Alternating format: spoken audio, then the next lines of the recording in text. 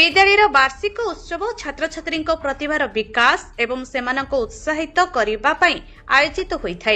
एही परिप्रेक्षी में पीएम श्री रामनारायण उच्च विद्यालय दोड़साहीर 42तम वार्षिक उत्सव शुक्रवार विद्यालय प्रधान शिक्षक अधीर कुमार तराई सभापतित्व में अनुष्ठित हो जायछि। मुख्य अतिथि भावे प्राबंधिक तथा भद्रक कॉलेज अवसरप्राप्त इंग्राजी अध्यापक ब्रजमोहन मिश्र जोगदे उत्तम शैक्षिक वातावरण जोगु एही विद्यालय अनेक प्रशासक कवि को जन्म देछि बोली कहिथिले। विद्यालय निश्चित भाव में बहु भल मनीष सृष्टि आज से रवि नारायण सेनापति महोदय हो पारती विजय नायक महोदय हो पारती हृदानंद पाणिग्राही महोदय कवि एवं यही शत शत भल मनीष सृष्टि कर जो विद्यालय अवदान एक अस्वीकार करना।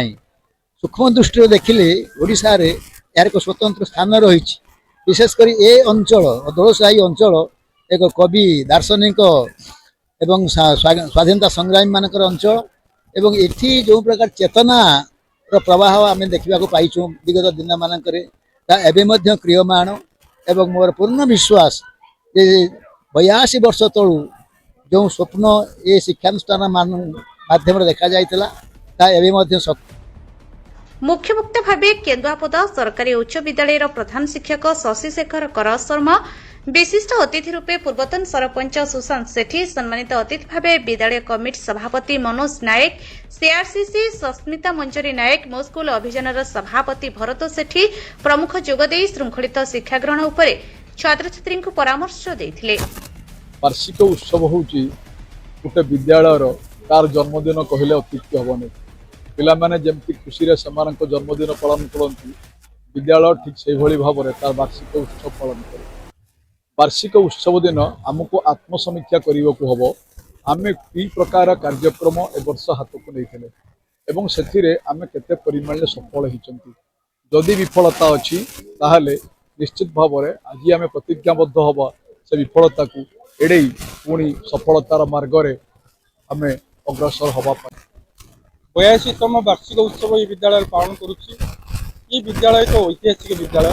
वार्षिक उत्सव पालन करिवार अर्थ दीर्घ गोटे वर्ष पूर्व पिला माने जहाँ कीर्ति पिला माने जहाँ करिसेंती ताहाकू ए पेंडल उपरे आमर सम्मानित अतिथि मुख्य अतिथि मानक द्वारा पुरस्कार वितरण करा जाउची।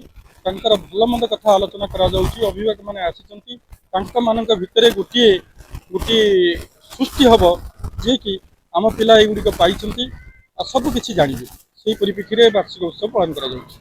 प्रारंभ में शिक्षयित्री ममता मंजरी पंडा अतिथि परिचय प्रदान करथिले। तांकर सुंदर उपस्थापना किछि समय पई सभा को मंत्रमुग्ध कर देइथिला। एही अवसर में विभिन्न प्रतियोगिता रे कृतित्व हासिल करिथिबा कृति छात्र छात्री को अतिथिगण पुरस्कृत करथिले। एथिसह विभिन्न क्षेत्र में श्रेष्ठत्व प्रतिपादन करिथिबा शिक्षक शिक्षयित्री और कर्मचारी मानक उपढकन दे संबर्धित करा साइथिला। शेषरे छात्र छात्री द्वारा चित्ताकर्षक सांस्कृतिक कार्यक्रम परिवेशित होइथिला। भद्रकरू अमूल्य कुमार माझी रिपोर्ट, अमूल्य लाइव। आज एक आनंदर पर्व